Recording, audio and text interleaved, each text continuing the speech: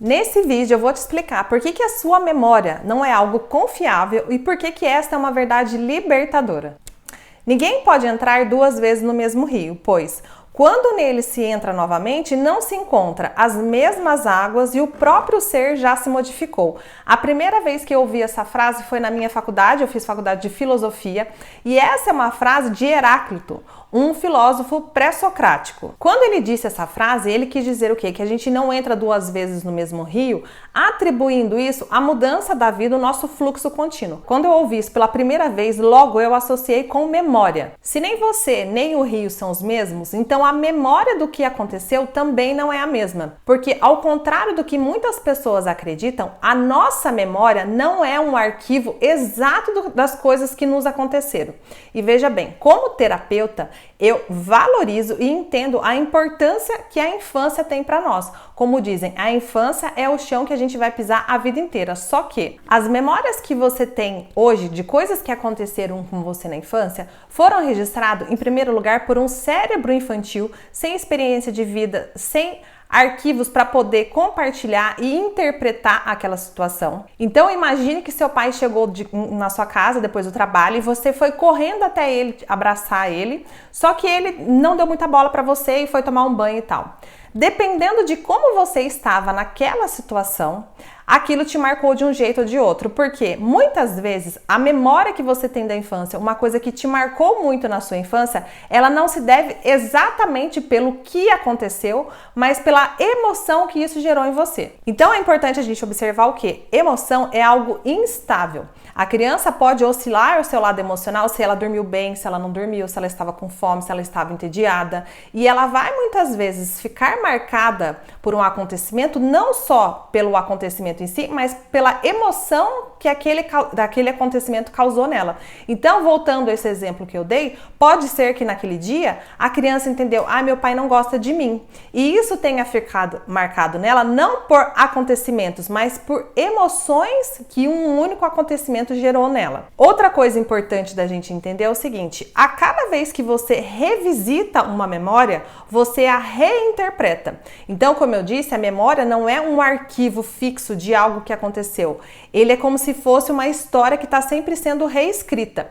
Então, se você revisitou essa memória mais tarde, na adolescência, você já tinha um cérebro diferente, você já tinha um repertório diferente, você poderia dar um novo significado para aquilo ou reforçar ainda mais aquele significado que você deu quando aconteceu. Então, hoje, com você adulta, você pode revisitar essa camada e adicionar cada vez mais camadas ao mesmo acontecimento. Você pode dizer, meu pai sempre foi distante, meu pai nunca demonstrou afeto, por isso que eu tenho dificuldade de confiar em homens. Mas espera aí, será que isso é um fato objetivo? Foi assim mesmo que aconteceu? Ou você ressignificou a sua infância partindo dessa lembrança que você tem? Outra coisa importante é que quando aquilo aconteceu, você não tinha repertório, como eu disse. Será mesmo que ele te ignorou? Ou será que ele chegou extremamente cansado do trabalho e ele precisava só de 5 minutinhos sozinho, em silêncio? Como a criança não tem repertório, como a criança muitas vezes não tem maturidade para entender o lado da outra pessoa, do porquê que aquela pessoa agiu daquele jeito com ela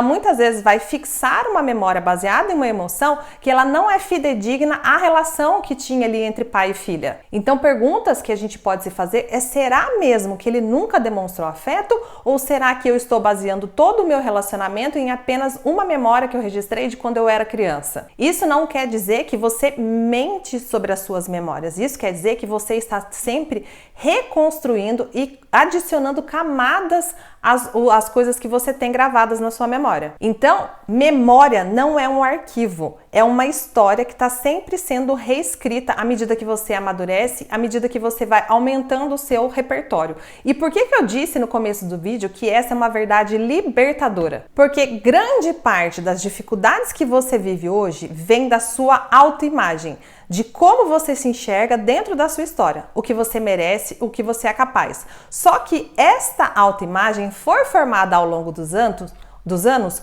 Basicamente pelas suas memórias. Muitos dos problemas que você vive hoje estão baseados na sua autoimagem. A autoimagem é como você se vê dentro da sua própria história. O que você acha que você é capaz, o que você acha que você merece. E a sua autoimagem foi formada majoritariamente pelas coisas que você viveu na sua infância, pelas coisas que você ouviu, pelo tom de voz que as pessoas falaram com você. Então, dependendo do tom de voz da sua mãe, da paciência ou da impaciência do seu pai, você vai formando a sua autoimagem desse ou daquele jeito. Imagina que você era uma criança muito falante, muito extrovertida e durante um jantar você começou a falar demais, tinha talvez uma visita na sua casa e você foi repreendida. A sua autoimagem pode ter ficado gravada como: o meu jeito de ser incomoda as pessoas. E hoje, depois de adulto, talvez com 30, 40 anos, você se descreva como alguém tímida. O ser humano, ele tem uma necessidade primordial que é de se sentir aceito,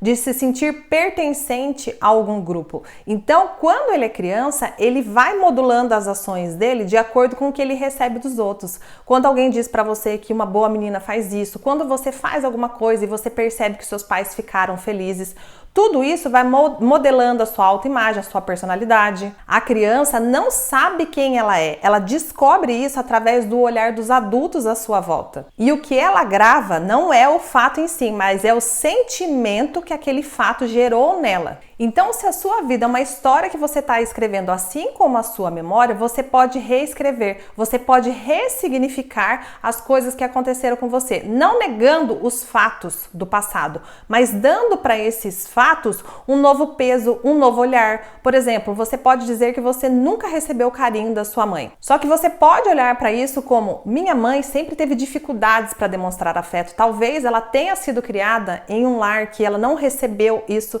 só que isso não define quem eu sou como pessoa. Eu posso aprender esse padrão, afinal de contas eu já sou uma mulher adulta. Perceba o seguinte: os fatos não mudaram, só que no primeiro caso você era uma vítima da sua história e na